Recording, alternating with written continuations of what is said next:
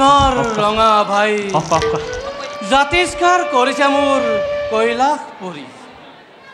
সকলোৱে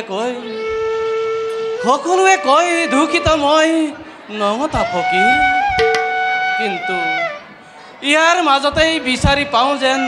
নিৰাকাৰ প্ৰভুৰ ভক্তিৰ অঞ্জলি খোৱা সৃষ্টিকৰ ব্ৰহ্মা মোৰ ওচৰলৈকে আহিব লাগিছে আহক সৃষ্টিকৰ আপোনাৰ আগমনে পবিত্ৰ কৰিলে মোৰ কৈলাশ পুৰী কি সেৱা নিবেদিম তজু চৰণত হে মহেশ্বৰ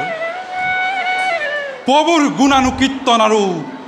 মহিমাৰ কথা জানিব পাৰিম বুলিয়েই আগমনেই কৈলাশ কৰে সৃষ্টিকৰ তেনেদৰে কৈ উপহাস কৰিছে কিয় সৃষ্টিৰ ৰহস্যযোগ তেওঁ বাৰু কিবা প্ৰয়োজন আমাৰ কাষত বিষ্ণু ভকতৰ সংগ লৈবা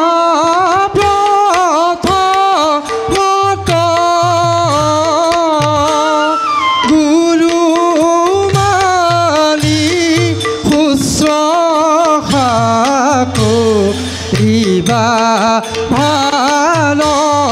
মত হে গুৰু মানি শুশ্ৰূষা এৰিবা ভাল মত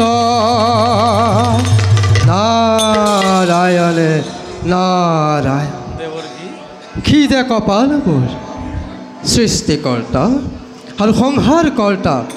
দুয়োকে মোৰ সহস্ৰ প্ৰণাম অচলা ভক্তি হওক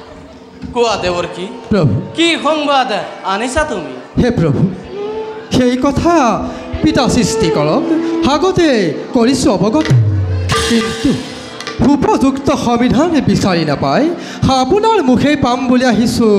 আপোনাৰ ওচৰলৈ বুজিছোঁ নতুনৰ সম্ভেদ বিচাৰি মোৰ কাষ চাপিছা দুইজন হয় প্ৰভু মহেশ্বৰ সৃষ্টিকৰ এক অংশ নাৰায়ণ চাৰি অংশ হৈ দেখা দিয়াৰ কাৰণ কি মহেশ্বৰ ৰহস্য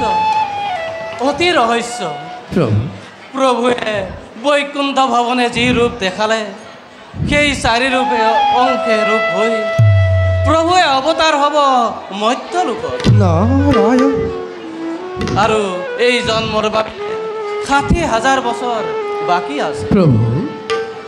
দশমুণ্ড কৰি বাহু খমে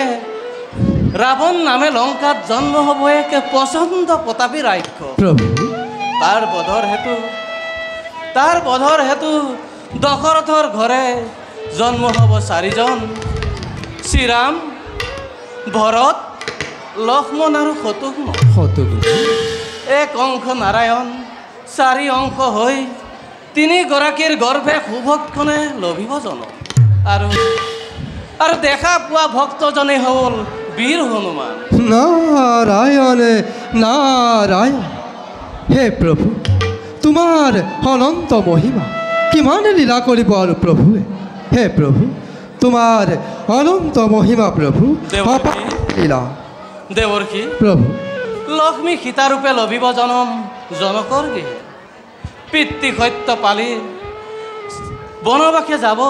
শ্ৰীৰাম লক্ষ্মণ আৰু সীতা হৰিব সীতাক দুষ্ট ৰাৱণক বধি উদ্ধাৰ কৰিব সীতাক দেৱৰ প্ৰভু ব্ৰহ্ম হত্যা পাপ যিজনে কৰে একবাৰ ৰাম নাম স্মৰণে সৰ্ব পাপ কৰিব আৰু মহাপাপী হৈ যদি ৰাম নাম লয় তেন্তে জীৱিত কালত কদাপি পাপ নহয় ৰাম নাম প্ৰকাশ হ'ব সংসাৰ প্ৰভু মহেশ্বৰ ইমান ডাঙৰ মহাপাপী ক'ত আছে সংসাৰত আছে প্ৰভু সাৱন্য মুনিৰ পুত্ৰ নাম তাৰ দস্যু ৰত্নাকৰ দস্যু বৃত্তি লাভ কৰি সকলো পাপত পতিত সেইজন গতিকে সৃষ্টিকৰ ৰত্নাকৰক ৰাম নাম পুলকিত কৰাই তাৰ মুখেৰেই ৰাম নামৰ মহিমা প্ৰকাশ কৰক এই দায়িত্ব আপোনালোকক কৰিলোঁ নাৰায়ণ নাৰায়ণ বুজিলোঁ প্ৰভু সকলো বুজিলোঁ দস্যু দ্বাৰাই ৰাম নাম হ'ব প্ৰকাশ হয় দেৱজী হে পিতা বল আমি নিজ কৰ্তব্যত অগ্ৰসৰ বলা বাচা পাপীৰ মুক্তিৰ বিধান ৰচনা কৰোঁগৈ মহেশ্বৰ সৃষ্টিকৰ আমি এতিয়া বিদায়হে জনাইছোঁ বলক সৃষ্টিকৰ